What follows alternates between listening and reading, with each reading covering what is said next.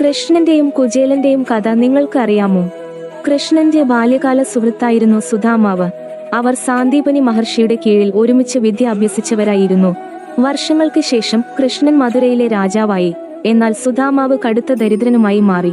ദാരിദ്ര്യത്തിന്റെ ഏറ്റവും മോശം അവസ്ഥയിലെത്തിയപ്പോൾ തന്റെ ഭാര്യ സുധാമാവിനോട് കൃഷ്ണനെ സന്ദർശിച്ച് സഹായം അഭ്യർത്ഥിക്കാൻ ആവശ്യപ്പെട്ടു. മനസ്സില്ലാ മനസ്സോടെ സുധാമാവ് കൃഷ്ണനെ കാണാൻ തീരുമാനിച്ചു. ഒന്നുമില്ലാതിരുന്നിട്ടും കൃഷ്ണനു വേണ്ടി ഒരു പിടി കല്ലുകൾ നിറഞ്ഞ അരി അവിലാക്കി അവൻ കയ്യിൽ കരുതികൊണ്ട് കൃഷ്ണന്റെ കൊട്ടാരത്തിലേക്ക് യാത്രയായി.